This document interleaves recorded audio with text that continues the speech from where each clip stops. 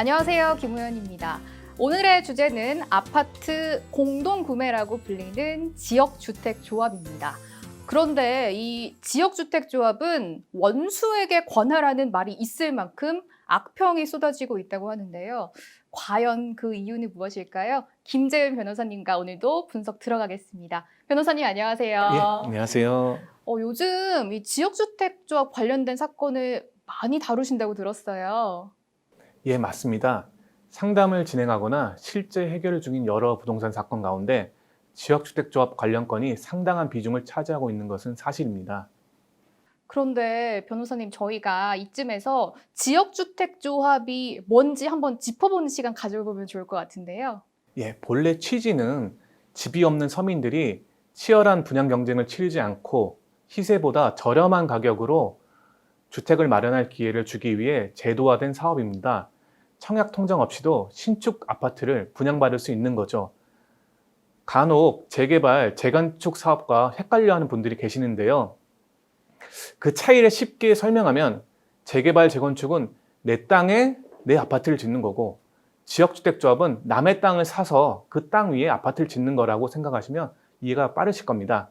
그래서 지역주택조합원은 관련 법령에서 규정하는 조합원 자격 요건을 갖춘 지역민이라면 지주가 아니어도 누구나 가입할 수 있습니다. 누구나 가입할 수 있다라는 말이 좀 귀에 쏙쏙 박히는 것 같아요. 그런데 변호사님 말씀만 들어보면 문턱이 낮다라고 하셨으니까 좋은 제도가 아닌가 이런 생각이 드는데 왜 이거를 원수에게 권하라는 말이 나온 걸까요? 예, 사업의 성공률이 현저히 낮다는 걸 돌려 말한 게 아닌가 싶습니다. 한 방송사 프로그램의 통계 조사에 따르면 2000년부터 2019년까지 약 19년간 사업을 추진한 전국 지역주택조합 가운데 아파트를 준공한 조합은 약 25%에 불과했습니다. 조합 4곳 중 한 곳만 사업을 완료하였고 나머지 3곳은 사업이 장기간 지연되거나 무산된 경우인 거죠. 그러면 사업이 지연되거나 최악의 상황에 무산될 경우에 저희가 냈던 돈은 돌려받을 수 있을까요? 사업이 무산된다는 건 조합 계좌에 돈이 얼마 남아있지 않다는 걸 의미합니다. 그래서 사업 무산으로 조합이 해산하게 되면 납입금을 돌려받는 것도 거의 희박한 일이 됩니다. 이러한 문제로 조합과 소송을 벌이고 있는 분들이 상당히 많습니다. 대부분 피고 측, 그러니까 조합 측의 무변론으로 승소를 하는데요.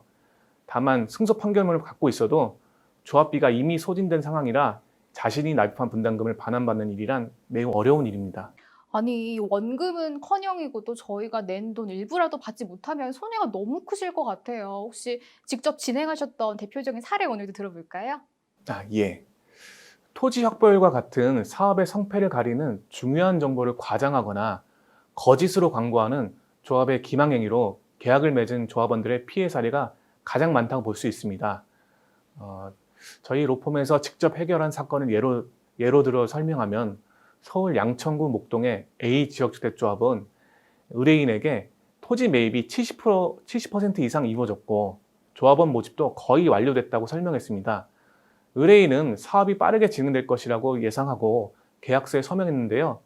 그런데 가입한 지 1년이 지나도 착공 소식은 들려오지 않았습니다. 알고 보니 A조합의 실제 토지 매입률은 앞서 말한 70%의 절반에도 미치지 못하고 30%에 불과했습니다. 거의 다 모집했다는 조합원 모집률 또한 거짓이었습니다. 의뢰인은 뒤늦게야 자신이 허위 광고에 속았다는 사실을 알게 됐습니다. 아니, 가입한 지 1년이나 지나서 그 사기를 당했다라는 걸 알게 된다면 이렇게만 들어도 탈퇴가 쉽지 않았을 게 예상이 되거든요. 결과는 어땠을까요? 예. 결론부터 말씀드리면 의뢰인의 조합 가입 계약을 취소하고 납입금 3천만 원 전액을 반환받았습니다. 맨 처음 내용 증명을 발송했을 때 별다른 회신이 없어서 2차 내용 증명을 발송함과 동시에 소송 준비에 돌입했는데요. 다행히 담당 변호사의 끈질긴 접촉으로 어렵사이 연락이 닿았고 원만한 협의로 사건을 마무리했습니다. 지역주택조합 사건을 해결하면서 느낀 점이 변호사가 조합을 상대하는 일도 결코 쉽지 않은데 법을 잘 모르는 일반인은 조합을 상대하는 게 더욱 힘들고 버거울 것이라는 것입니다. 그래서 지역주택조합 가입에 유의하고 신중하시라고 당부하는 겁니다. 변호사님, 그러면 저희가 지역주택조합 가입을 할 때 좀 속지 않을 수 있는 꿀팁이 있을 것 같은데요.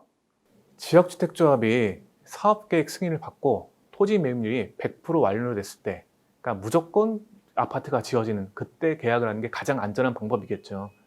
하지만 일반적으로는 조합이 설립인가 받기 전에 가입하는 경우가 대다수입니다. 가입 시기에 따라 부담하게 되는 분담 금액이 점점 늘어날 수밖에 없고요.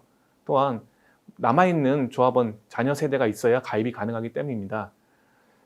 결국 홍보관 직원의 말만 믿고 서둘러 가입계약서에 서명하지 말고 가입하려는 조합의 사업성, 특히 가장 중요한 토지 확보율이 얼마나 되어 있는지 그런 정보를 직접 확인하고 꼼꼼하게 따져본 후에 계약을 고려해도 늦지 않습니다.